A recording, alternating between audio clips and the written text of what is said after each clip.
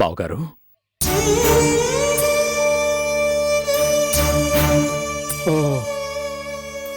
బావగారు,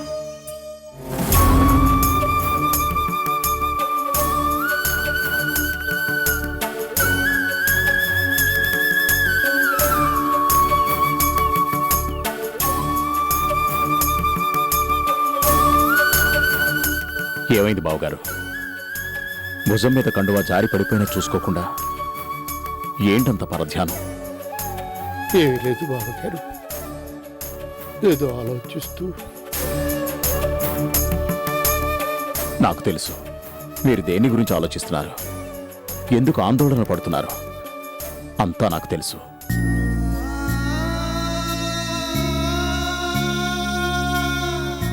ఏం బావగారు, మీకు బిజినెస్లో నష్టం వస్తే ఆ సంగతి నాకెవరో పరాయి వాళ్ళు చెప్తే తెలియాలా?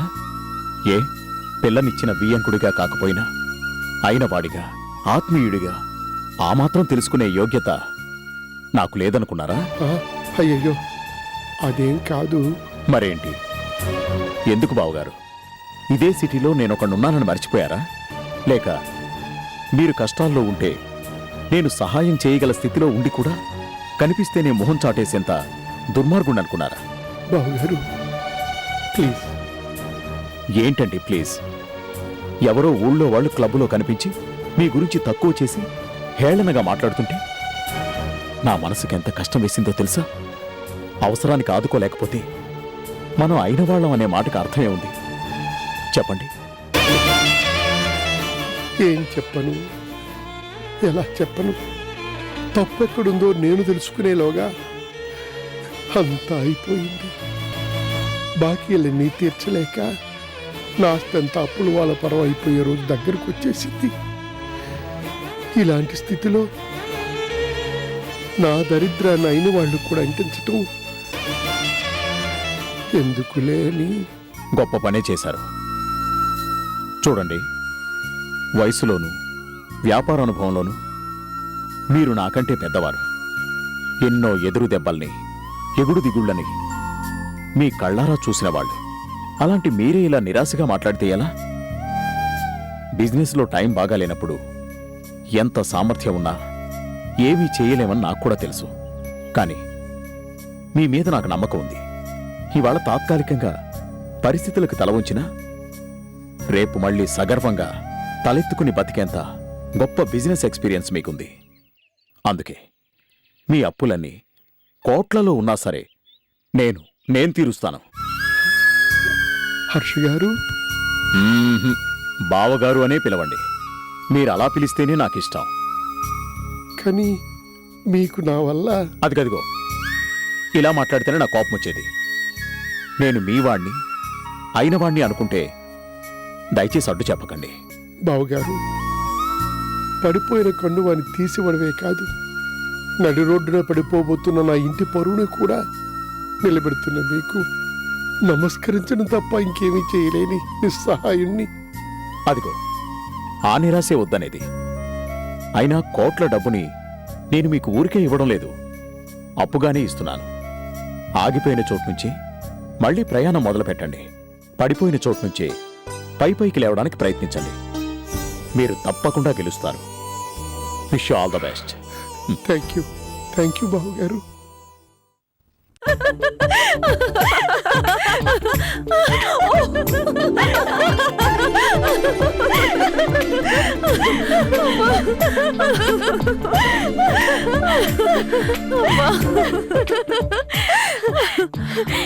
ఇప్పుడు నాకు పిచ్చ సంతోషంగా ఉంది మమ్మీ. ఎగిరి గంతేయాలనిపిస్తోంది. పంజాగుట్ట సెంటర్లో నిలబడి వావ్ అంటూ కేరింతలు కొట్టాలనిపిస్తోంది. లేకపోతే ఆ ముసలాడు నన్ను అవమానిస్తాడా? Time mummy, time. ఇప్పుడు నా టైం నడుస్తోంది.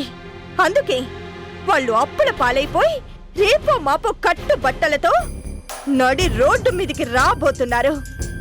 మరి నా కూతుర్ని తిట్టినందుకు ఫలితాన్ని అనుభవించకుండా ఉంటారా?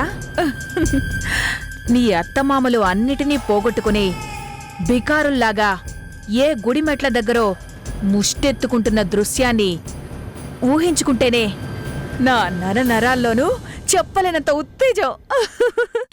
నా గుండె లోతుల్లోంచి పొంగుతున్న ఆనందం మాటల్లో వర్ణించడానికి కూడా సాధ్యం కానంత గొప్ప సంతోషం. సంగీత,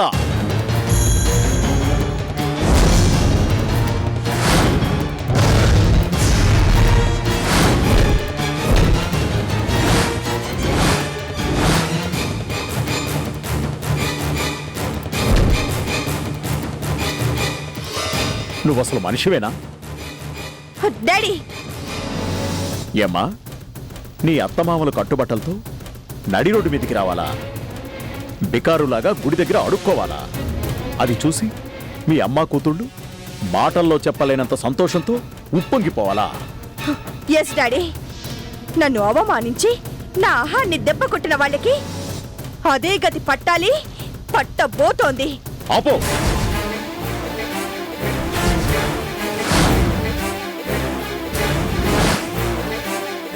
నువ్వు నా కూతురువని చెప్పుకోవడానికే సిగ్గేస్తావు.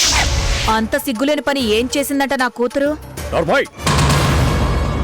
నీ వల్లే, నీ పెంపకంలో పెరగడం వల్లే, నీ కుళ్ళుబోతు లక్షణాలన్నింటినీ పుణికిపుచ్చుకోవడం వల్లే నీ కూతురు మనసులేని బండరాయిలా ఇలా తయారైంది. అత్తమావలతో గొడవలు పడ్డ కోడళ్ళని చూశాను. అత్తమావలకి తిండి పెట్టకుండా కడుపు మార్చే కోడళ్ళని చూశాను. కానీ అత్తమావల అప్పుల పాలైపోయి అన్నింటినీ పోగొట్టుకుని ముష్టెత్తుకోవాలని కోరుకునే నీలాంటి గొప్ప కోడల్ని మాత్రం ఎక్కడా చూడలేదు. డాడీ, ఎదుటి మనిషికి మేలు జరగాలని కోరుకునే వాళ్ళని ఉత్తములు అంటారు. ఎదుటి వాళ్ళు బాగుపడితే చూసి వార్వలేని వాళ్ళని అధములు అంటారు. ఎదుటి వాళ్ళ నాశనాన్ని కోరుకునే వాళ్లను నీచులు అంటారు. మీ తల్లి కూతుళ్ళ లాంటి నీచమైన బుద్ధులున్న వాళ్ళు ఈ ప్రపంచంలోనే ఉండరు. ఉండకపోతే మరేం పర్వాలేదులే, మాకు బదులుగా తమరున్నారుగా. ఊళ్ళో వాళ్ళందరి మంచి కోరుకోవడానికి, వీధిన పడ్డ వాళ్ళందరినీ ఉద్ధరించడానికి. అక్కస్తో చెప్పినా కరెక్ట్ మాటే చెప్పావు. నీ మాటే నిజం కాబోతోంది. కాదు, నిజమయ్యేలా నేను చేయబోతున్నాను. అంటే ఏం చేయబోతున్నారు? మీ తల్లి కూతుళ్ళ ఊహల్ని తలకిందులు చేయబోతున్నాను. ఇప్పటిదాకా మీరిద్దరూ కలిసి కంబైన్డ్గా కన్నారే ఈస్ట్మెన్ కలల్ని, ఆ కలల్ని కలలుగా మిగిలిపోయేలా చేయబోతున్నాను. ఇంకా అర్థం కాలేదా? అయితే క్లియర్గా అర్థమయ్యేలా చెప్తాను, వినండి. నా వియ్యంకుడు అప్పులన్నీ నేనే తీర్చబోతున్నాను. నడి రోడ్డు మీదికి రాకుండా అయినవాడిగా నేనే ఆదుకోబోతున్నాను. ఏమండి, మీకేమైనా మెంటలెక్కిందా? కోట్ల డబ్బుని వాళ్ళ ముఖాన విసిరేస్తారా? అందుకు నేను ససేమిరా ఒప్పుకోను. నీ పర్మిషన్ ఎవరు అడిగారు? బోడి పర్మిషన్. నువ్వు ఒప్పుకుంటే ఏంటి, ఒప్పుకోకపోతే ఏంటి? ఈ ఇంటి యజమానిగా ఇది నా నిర్ణయం. నా నిర్ణయానికి తిరుగేలేదు. డాడీ, సౌందర్య, కట్టుకున్న వాణ్ణి హీనంగా నువ్వు చూడగలవేమో గాని నా వియ్యంకుణ్ణి విస్తరాకులా ఎగిరిపోతుంటే నేను చూడలేను. ఈ నిజం తెలిసాక ఇంతకు ముందే బావగారిని కలిసి మీరేమీ దిగులు పడకండి, నేను మీకు సాయం చేస్తానని చెప్పినప్పుడు ఆయన కళ్ళల్లో కనిపించిన ఆనందం ముందు లక్షలు కోట్లు దిగదుడు పనిపించింది. అందుకే అయినవాడుగా ఈ నిర్ణయం తీసుకున్నాను. నీ తల్లి కూతుళ్ళు ఒప్పుకున్నా సరే, కాదని మొత్తుకున్నా సరే. సౌందర్య, మీ డాడీ ఏంటి సడన్ గా ఇలాంటి నిర్ణయం తీసుకున్నారు? కొంప తీసి నిజంగానే కోట్ల డబ్బంతా వాళ్ళకి ఇచ్చేస్తారా ఏమి? డోంట్ వరీ మమ్మీ, డాడీ ఇస్తానన్నా వాళ్ళు తీసుకోవాలి కదా. డబ్బు ఎవరికి చేదే? అప్పనంగా ఇస్తానంటే ఎందుకు తీసుకోరు? అప్పనంగానే కాదు, అప్పుగా ఇచ్చినా తీసుకోరు. మీ డాడీ ఇచ్చేస్తానని కుండ బద్దలు కొట్టినట్టు చెప్తుంటే ఎందుకు తీసుకోరు? చెప్పను, చేసి చూపిస్తాను.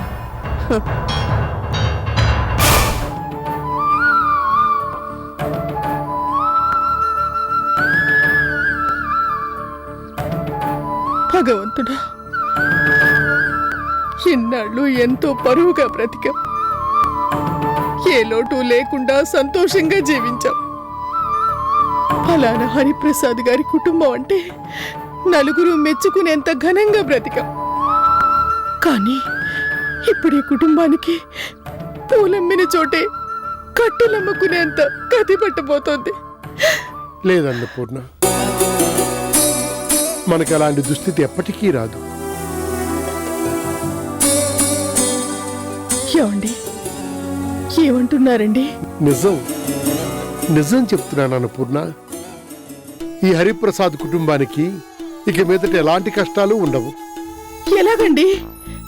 ఇచ్చిన గడువులోగా అప్పుల వాళ్ళ బాకీలన్నీ చెల్లించకపోతే ఉన్న ఇంటితో సహా ఆస్తులన్నీ జప్తు చేస్తారని అనుకున్నట్టు ఏది జరగదో, జరగకుండా చక్రం అడ్డు వేశాడో. ఆ? ఎవరండి? ఆపదలో ఆదుకున్న మన పాలిటి ఆ దేవుడు? నిజంగానే ఆ దేవుడు కోరనిదే వరాలివ్వడు అంటారు. కానీ ఆ దేవుడి కంటే గొప్పవాడు, మంచి మనసున్నవాడు, మన కష్టాల గురించి తెలుసుకుని తనందరి తానే కోరక ముందే వరాన్ని ఇస్తానని ధైర్యం చెప్పి అభయం ఇచ్చినవాడు. ఎవరండి? ఎవరండి ఆ పుణ్యాత్ముడు? ఆ పుణ్యాత్ముడు ఆప్తుడు అయినవాడు మన వియ్యంకుడే అన్నపూర్ణ. ఆ, నిజంగానా?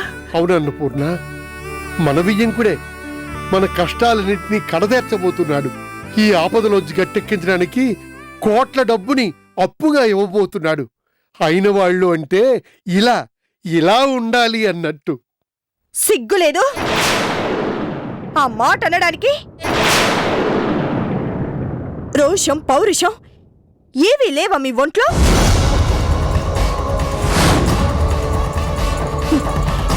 వియ్యంకుడి కాళ్ళు పట్టుకొని దేహి అని ముష్టెత్తుకోవడానికి కనీసం ఆత్మాభిమానం కూడా అడ్డు రాలేదా మీకు? సౌందర్య, ఏ గొంగళి పురుగుల్లాగా అంత పెద్ద మీసాలు పెంచారు కదా, మీ పౌరుషం అక్కడేమైపోయింది?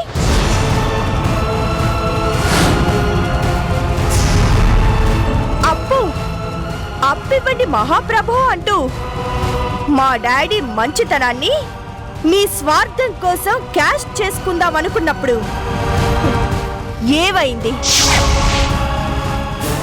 సౌందర్య, నువ్వెవరితో మాట్లాడుతున్నావో తెలుస్తుందా? ఆ, తెలుస్తూనే ఉంది. బిజినెస్ చేయడం చేత కాక ఒక్క బోర్లా పడ్డా నిలువెత్తు ఫెయిలియర్ స్టాచ్యూతో మాట్లాడుతున్నానని.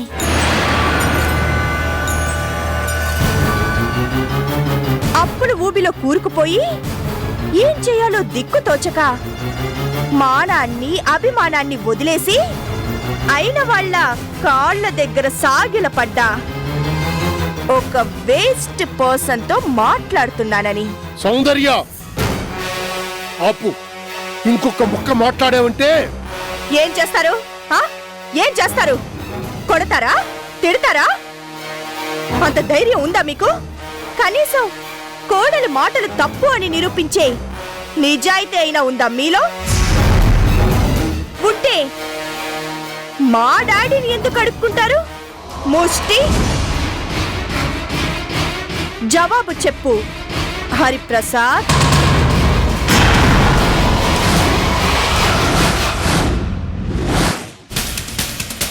ఏంటి ఏకవచనంతో సంబోధించాను అని షాక్ అయ్యావా? మా డాడీ ముందు చేతులు కట్టుకొని నిలబడి నోట్ల కట్టల్ని అప్పుగా తీసుకునే వాళ్ళని నువ్వు అని పిలవడం చిన్నప్పటి నుంచి నాకు అలవాటే. కొత్తల్లో వాళ్ళు కూడా ఇబ్బందిగానే ఫీల్ అయ్యేవాళ్ళు. But money makes many things కదా, నీకు కూడా అలవాటైపోతుందిలే నువ్వు అనిపించుకోవడం.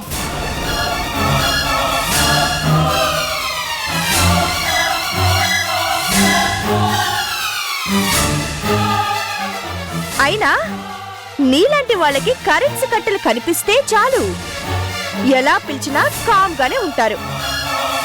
నువ్వు అంటే ఏంటి, ఏరా అంటే ఏంటి? వద్దమ్మా, వద్దు. నీ చేత అంత గొప్ప మాట అనిపించుకోలేను. నువ్వేం దిగులు పడకమ్మా.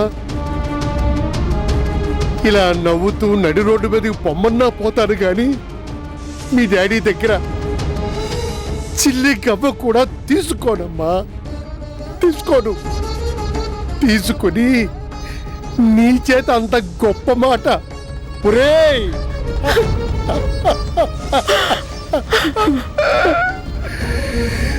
అంత మాట వినే దమ్ము ధైర్యం ఈ ముసలి గుండెకి లేవమ్మా. వద్దు వద్దమ్మా వద్దు. ఏమండి అయిపోయింది అయిపోయింది అన్నపూర్ణ.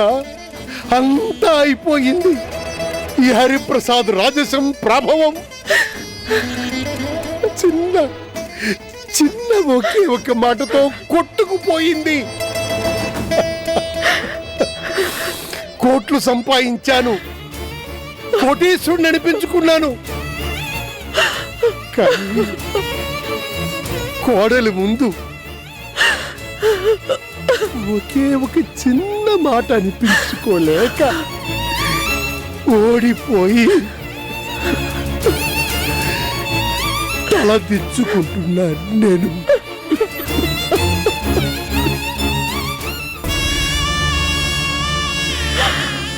బిజినెస్ చెయ్యడం చేత కాక బొక్క బోర్లా పడ్డ ఈ నిలువెత్తు ఫెయిల్యూర్ స్టాట్యూని కట్టుకున్నందుకు నువ్వైనా నన్ను క్షమిస్తావా అన్నపూర్ణ? ఏమండి ఏం మాటలండి అవి?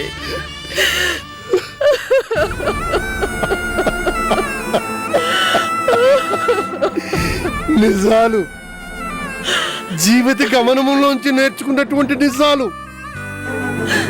జవసత్వాలు ఉన్నంత వరకే జీవుడు అంటారు. గుక్కెడు ప్రాణం గుటుక్కుమన్నాక పీనుగా అంటారు. ఇప్పుడు నీ ముందు నిలుచున్నది ఇంకా శవంగా మారని జీవోత్సవమే. ప్రాణాలతో నిలుచున్నటువంటి జీవోత్సవమే. జీవోత్సవమే అనుకున్న జీవోత్సవమే. జీవోత్సవమే ఇది.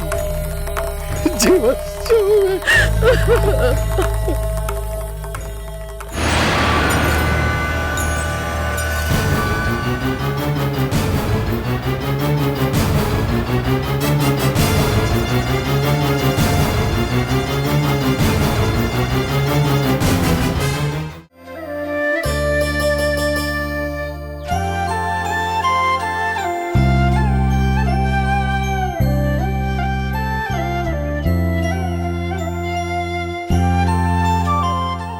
అమ్మా, ఏంటలా రెప్పవాల్చకుండా చూస్తున్నావు?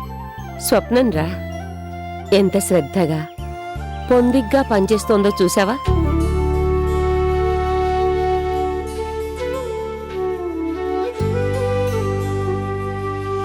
ఆడపిల్ల ఇలా ఇంటి ముందు ముగ్గులేస్తూ పూలు కోస్తూ పూలిచ్చే ఆ మొక్కలని ఎంతో ప్రేమగా పసిపిల్లల్ని పెంచినట్టు సంరక్షణ చేస్తూ ఉంటే చూడ్డానికి రెండు కళ్ళు చాలవురా. స్వప్నలాంటి కూతురు నాకు ఉంటే ఎంత బాగుండేది అనిపిస్తోంది. ఏం పర్వాలేదమ్మా. రాబోయే కోడల్ని నువ్వు నీ కన్న కూతురు కన్నా ఎక్కువగానే చూసుకుంటావు కదా. చూసుకోకపోతే గొడవ చేయదు. సింధు ఇల్లు పీకి పందిరేస్తుంది. అసలే గారాబంగా పెరిగిన పిల్ల కదా. అమ్మా, నేను సింధుని చేసుకోను. అంటే నీ మనసులో ఇంకెవరైనా ఉన్నారా? ఎవరు?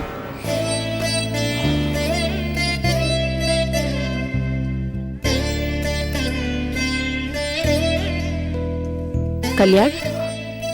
అవునమ్మా, స్వప్న నేను ఇష్టపడుతున్నాను. పెళ్ళంటూ చేసుకుంటే స్వప్నాన్ని చేసుకుంటాను. ఏం మాట్లాడుతున్నావురా? ఇన్నాళ్ళు సింధుని చేసుకుంటావని అని మీరనుకున్నారేమో గానీ నేనెప్పుడు అనలేదు కదా.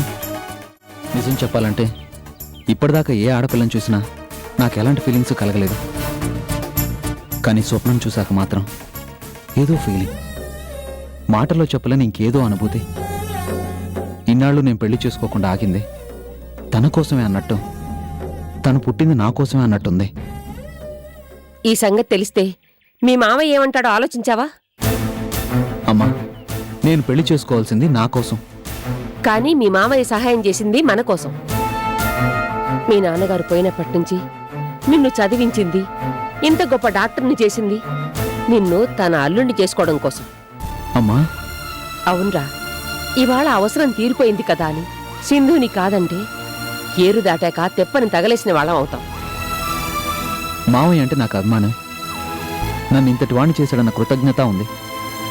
తను చేసిన సహాయాన్ని నేనెప్పటికీ మర్చిపోలేను. ఏమిచ్చినా మావయ్య రుణం తీర్చుకోలేను. కానీ ఏ మనిషి అయినా పెళ్లి చేసుకోవాలంటే కృతజ్ఞతతో కాదమ్మా, ఇష్టంతో. సింధు మీద నాకు అలాంటి ఇష్టమే లేనప్పుడు తను సంతోషంగా ఉండదు, నేను సంతోషంగా ఉండలేను.